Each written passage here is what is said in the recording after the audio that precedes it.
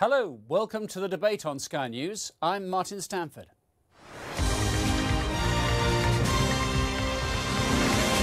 Here's our take on developments brought together from America, the UK and around the world. Police brutality. Are the law enforcers really out of control? The icy breeze that's blowing from Obama to Putin as relations between the US and Russia chill further. And the act of kindness that's warmed the heart. We just kind of looked at each other and were very silent. And we said, well, she passed away 4 weeks ago. And she immediately, oh my gosh, I'm so sorry. Who is policing the police force?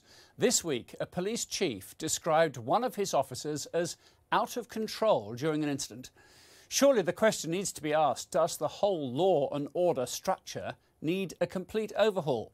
Well, as usual, the Democrat commentator Jeffrey Robinson is standing by in New York and Conservative commentator Armstrong Williams is in Washington. Armstrong, let's go to you first. This week, is the police out of control? Listen, the police is representative of the overall American society. You have your bad apples, but for the most part, 90% of law enforcement officers never pull their gun. They're able to diffuse the situation before it gets out of control. And it's very difficult to deal with the 10% because it has to go back to training. Young officers versus officers who are more mature, officers that understand the community versus those that are still on the job training. And no matter how many training sessions you have, no matter how many laws you overhaul, police officers are just as fearful. They make mistakes, just like any other human being, and you will always have these situations. Can you minimize them? Many people say they are minimized because it rarely happens, but when it happens, it becomes very explosive in the American media, and it taints all police officers across our country, as this is what's representative of law enforcement in the United States of America, and that could not be further from the truth. Should we do all we can to get this under control? Yes. But in the heat of the moment at that swimming pool, which was outrageous that this officer pulled out his gun on a little kid and that the officers with him did not try to stop. They were still pursuing these kids. It was just an outrageous indictment of law enforcement of how they should handle these types of situations. But Jeffrey, we just have to live with this, do we? These are one of these things that will happen from time to time. No, we don't have to live with it. And my agreeing with Armstrong is starting to become a trend, which I have to be careful about. But he's perfectly right. This is a small minority of what's happening, but it is indicative of the lack of training, the lack of the various police forces to understand the community and bring in officers from the community. The police chief in New York, Bill Bratton, announced this week that he was having trouble getting black officers into the force because the black community just wasn't going to cooperate with the police, and it wasn't a job for young black men. They were distrustful of the police. But there's an interesting parallel here. We go back to 1992 and the beating by the Los Angeles officers of Rodney King, a black man in the streets of L.A., and we saw it on a cell phone video. And that's the interesting parallel, that we are seeing more and more of this because of cell phone videos, because citizen journalism, people are taking that phone out and recording this, as they did in McKinney, Texas this week, of that officer tackling a 14-year-old child and then pulling his gun on other children. The police are not out of control. Certain officers are. And thanks to cell phone videos, we're much more aware of it. Training, selection of officers, a better understanding of the community, all police forces could use that. Let me bring in now our guest in New York, lawyer and author Sergio de la Pava. Sergio, is it down to just better training? Well, I mean, I think there's always a temptation to try to reduce something like this to individual officers or the training that they received, maybe. But I think the problem is more systemic. I think you're looking at a country where, you know, the incarceration rate essentially quintupled over a few decades. And I think that when one of your guests mentions the lack of respect that certain segments of our society have for the police, well, I think it's worth investigating why that might be the case. And what I would argue leads to this animus between certain segments of our population, more likely the impoverished cities, and the police, is this sensation that they are essentially under siege from law enforcement, that law enforcement's primary goal is to incarcerate as many of its citizens as it can. And that can't help but lead to a kind of enmity between these two parties, And this proliferation of videos, I don't think is a coincidence. I think it's a symptom of this larger illness. And I know it's wrong to extrapolate from just a few incidents to the whole picture, but is it the case there is a racial profile to these incidents? Well, oftentimes there is, but oftentimes there isn't. I think quite often the most relevant consideration, not in this latest Texas video, is the relative wealth or affluence of the neighborhood where the police are policing. I think America is policed differently in a place like Detroit or segments of Chicago, Philadelphia, New York than it is in the suburbs. And I don't think that fact is lost on the citizens of those places. I think the police are, in those instances, aggressive, and they're looking, as I said, for an excuse to incarcerate people. I don't think it's a coincidence that we have, more than 2.25 million people incarcerated right now, and in the late 70s we had about 500,000. That has not been an organic growth. That's been a concerted ploy or program designed to, in some ways, combination between social control and commerce. And I think what you have to ask yourself is not so much the specifics of any particular video or any particular incident, but why are there so many of them? Why does it seem like every week we have 2 or 3 that we can add to the data bank, 2 or 3 instances of police just acting indefensibly? That can't be coincidence, and I think the larger issues have to be addressed by our society. Jeffrey, can I pitch the recruitment question to you? Why is it that fewer and fewer black men and women opt to join the police force as a career? Distrust. Simple answer. I covered a story in New York years ago with a Chinese police officer, very senior guy, who said to me he was one of the few who could go into the Chinese neighborhoods in Manhattan and actually speak the language and try and build up trust, that they just did not have enough Chinese officers. There is a similar plea for ethnic officers all over the country and internationally. You see it, for instance, in London with the Metropolitan Police, do not have enough ethnic officers. And it's a question of trust. What we're seeing, and Armstrong is perfectly right, what we're seeing is a very disquieting trend. And I'm glad we've got Sergio on the program because he brings a unique perspective to this, being a public defender. He's one of these guys who, overworked and underloved, has to go into the courtroom and handle 60 or 80 cases at a time and try and get justice for people who can't afford attorneys. I would claim, however, that what we're seeing is the weakest link. I don't think this is pandemic across the country. I really don't. I think there are millions of police officers, men and women all over the United States, who are family people who want to do their job properly, who don't want to use their sidearm, who want to get things done and come home safely without having risked their own lives. It does, I believe, get down to training. I believe it gets down to selection of officers. I think it gets down to an attitude of the police force itself. There's a general culture in certain police forces where violence is much more acceptable. The fact that this officer in McKinney, Texas, pulled out his weapon on 14-year-old children is absolutely disgraceful. Now, he's since resigned from the police. My hope is that he's prosecuted because it sends the right message to prosecute these officers when they do the wrong thing. And Sergio can speak to that about prosecutions of officers in the city of New York. There has just been a recent case where 2 undercover officers have been prosecuted for contributing to violence and the beating of a man on the West Side Highway. I mean, Sergio, can you give us your perspective on that? Do police officers who do wrong face justice in an appropriate fashion? Well, more often than not, I think the answer is clearly no. I mean, we also have, for example, in New York, the example of Eric Garner, where he was selling cigarettes, I guess, when he wasn't supposed to be, and he ends up dead following a chokehold, and no charges were ever brought. So, listen, it's great when the national spotlight is shined on these issues. As somebody who's devoted my career to it, I'm always gratified. However, I do think that it becomes a bit of a cop-out to talk about training or to talk about the kind of officers who are hired until we examine as a society what we want the purpose of policing to be.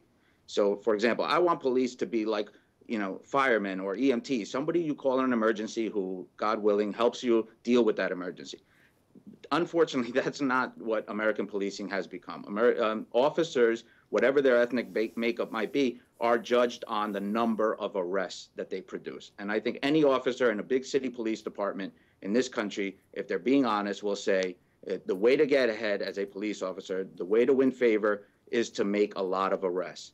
And that seems counterintuitive to us. We like to think that the police are there in case something requires an arrest, not that they're actively looking to make arrests, not that they're actively looking to add to what is already the world's leading population of incarcerated individuals. But Sergio, surely it cannot be that simple. You can't apply that rubric, surely, to the countryside, as we call it in this country, the out-of-city type police officer who the worst thing he's ever going to deal with is somebody stumbling in the main street a bit drunk on a Friday night. Right, that officer actually fits the conception, more closely fits the conception of what I'm talking about, where he really does function the way the police should function, right? Something goes wrong, you call him or her, and they help you address the problem. The problem is that kind of policing just simply doesn't exist in the big cities. And so what happens is it creates this animus that we occasionally are witness to, by both sides, the police officers as well as the target individuals. No, I think Sergio brings a rather jaundiced view as a public defender to this.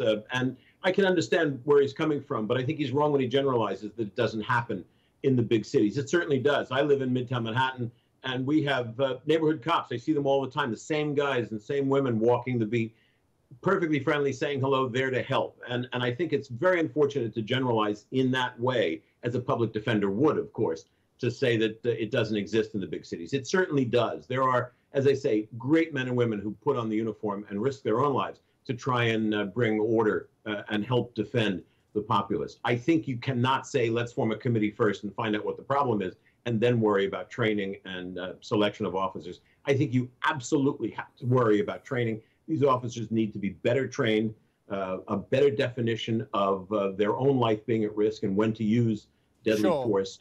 And also to get a better selection. I mean, our problem, Armstrong, here is, of course, Manhattan, I guess, where Jeffrey lives, is pretty cool place and not too troubled. Probably where you live is pretty cool and not too troubled. It's the troubled places where policing gets into trouble, isn't it?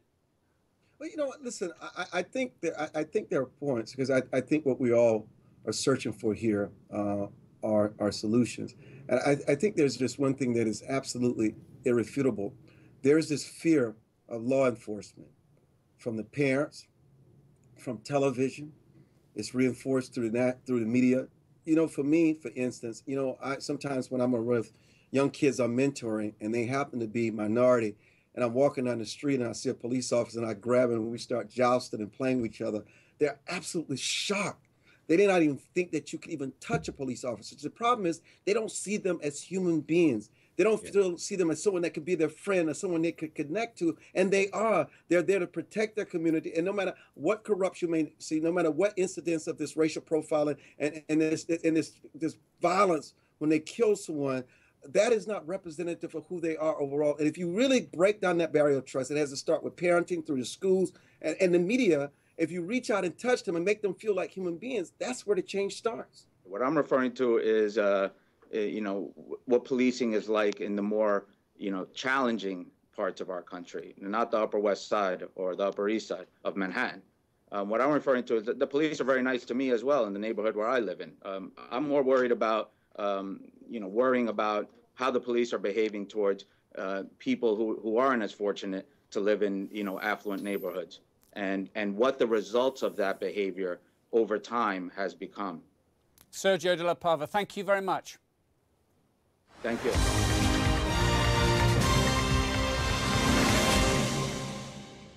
A reminder, you can catch up with Sky News Debate on Apple TV, Roku and Catch Up, and of course on skynews.com/US. Next, the Cold War rhetoric was boiling over this week as Mr. Obama lambasted Mr. Putin by saying, "You're wrecking Russia to recreate a Soviet empire." This was at the G7 Leaders Conference in Germany, where the American president also warned that Britain should not leave the European Union. Well, monitoring all the developments for us is Nicholas Vinocur from Politico in Paris. Do we take much from this upping of the rhetoric, Nicholas? I think with regard to Putin, certainly we should take much of it. I mean, this is a slow boil crisis that keeps on getting worse and worse.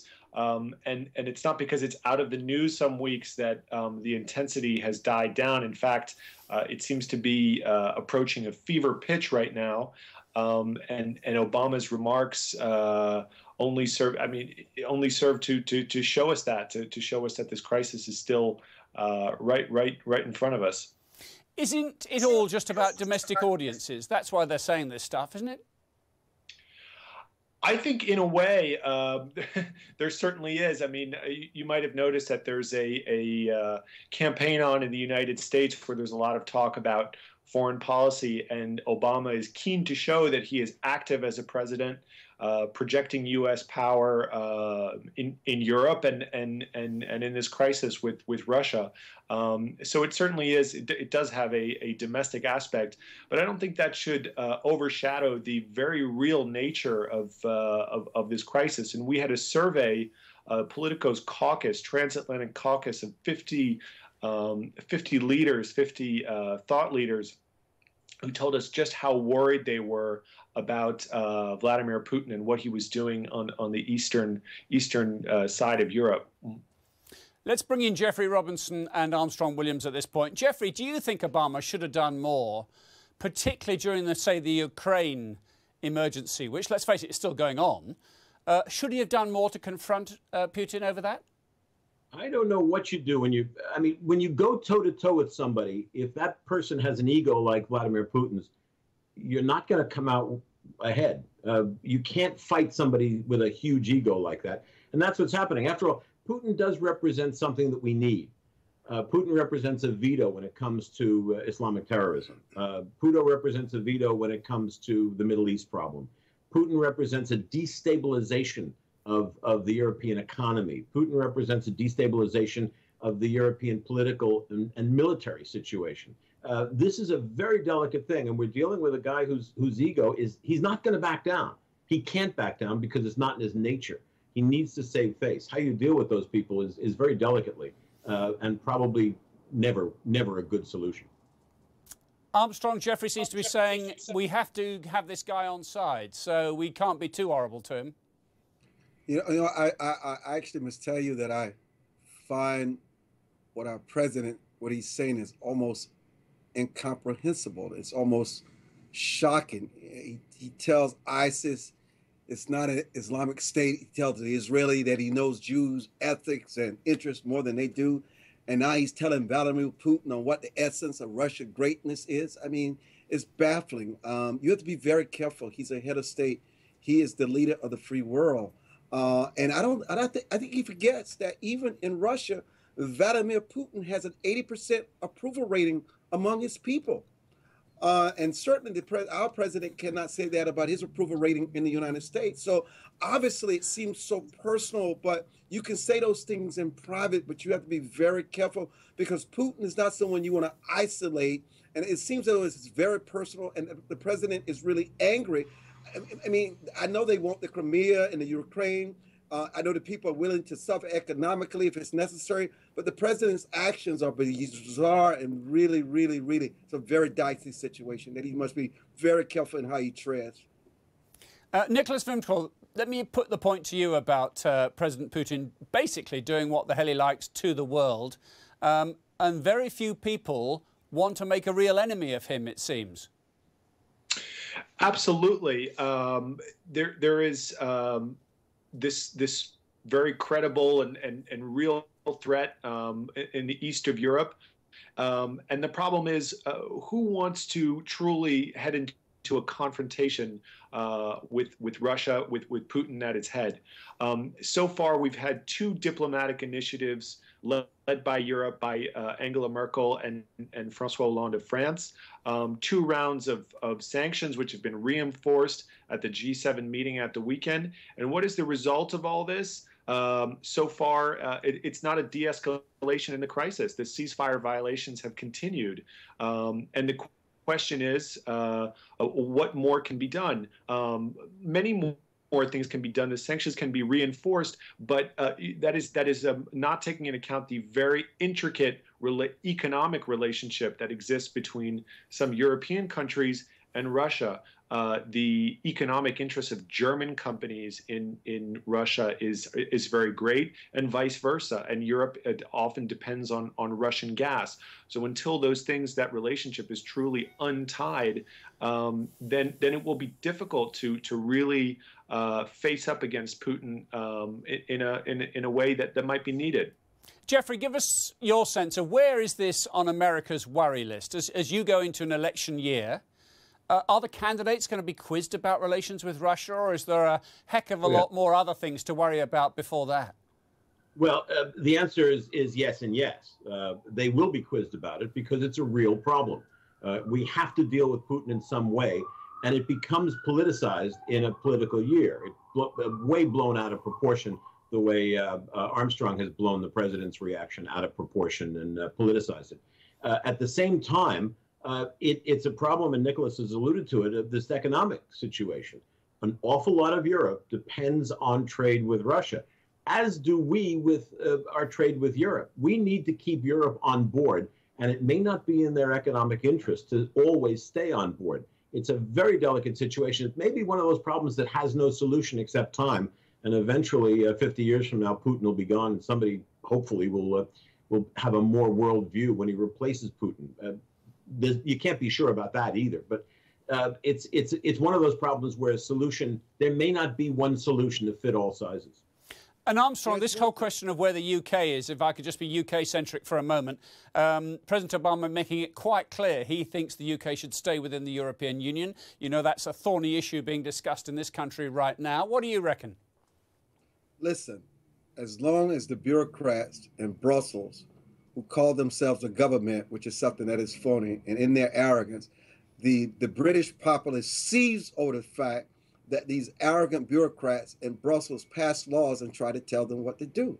That is the thrust of the issue. The other issue, one of the reasons why Greece wants to pull out of the EU, because they raised the standards. Once the EU was formed, and Volkswagen left Germany and went to Spain, what did the Germans do? They made sure they tightened the standards and the regulations to make these other countries come up to par with them. And that's a stranglehold on these countries. And that is one of the reasons. And the UK never, ever turned this currency over. The problem is Brussels and the arrogance that come out of there, and the fact that the British, in their own way of thinking, will never, ever accept some government in Brussels telling them what to do and passing these laws. The problem is economic. It really is. Remember way back in the beginning when Brussels was dictating that bananas had to be straight and chocolate had to have a certain amount of chocolate in it, and all of this nonsense. Well, that stuff is pretty much stopped. But it's the control of the economy, and it's the control certainly of the euro. Now, the euro, I always thought that if Britain stayed out of the eurozone, the pound would become the zloty of European currencies. I was wrong, and it certainly has not been that. But the euro is now the world's second currency, and it rivals the dollar around the world. You can't destroy that. If you do, you're going to be destroying the economies of several countries, not just Greece, but Spain and probably Portugal and some of the weaker economies. Germany and France will survive, but the other economies may well not, and you can't destroy that. So I think that if Britain pulls out, it puts an awful lot of other countries at risk and may not be to the advantage of Britain. But I don't get a vote, so you do. So be careful. Be careful what you wish.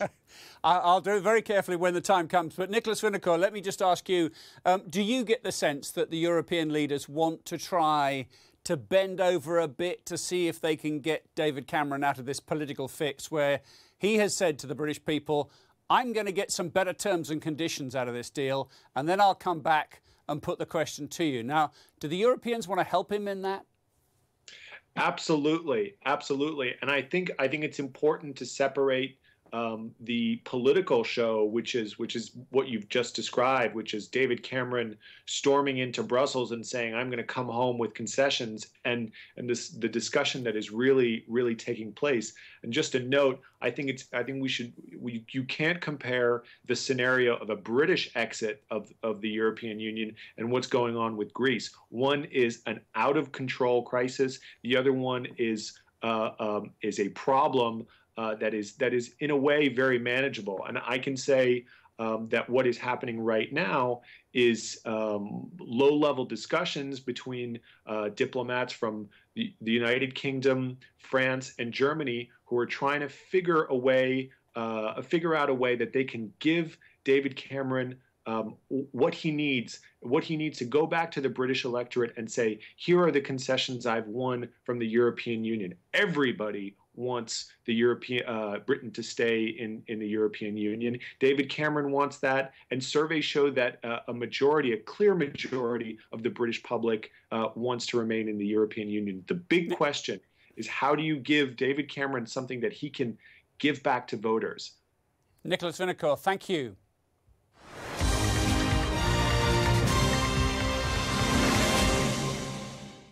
Now, a truly heartwarming story of a waitress in Texas.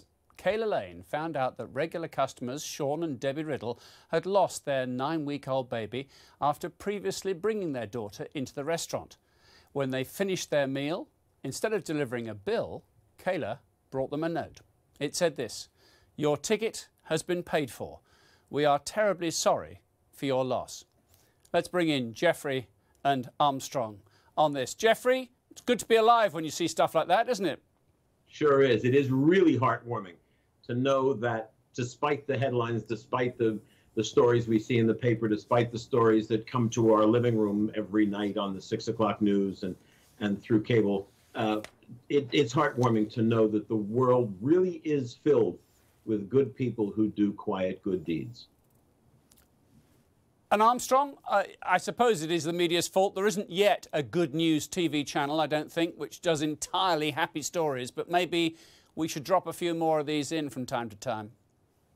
Well, you know, and I respect your World Watch television for doing this, because really the bottom line is what it says. If the world knew more of what you were going through, and they want to help, but they can't know unless you share it with them. And so what more people must do, and I'm sure Jeffrey, we both find it in our lives, sometimes when people open up and tell their stories, we find ourselves helping them and reaching out. That's who we are as humanity. And more people just need to share it. Instead of feeling vulnerable and not want to share it with anyone, sometimes you just need to open up, and you'll be shocked at what may happen as a result of it. Armstrong, Jeffrey, good to talk to you guys. Thank you for being part of the programme. And that's it for this edition of The Debate. You continue watching Sky News on Apple TV, Roku, and on Catch Up, and of course on skynews.com. Until next time, goodbye.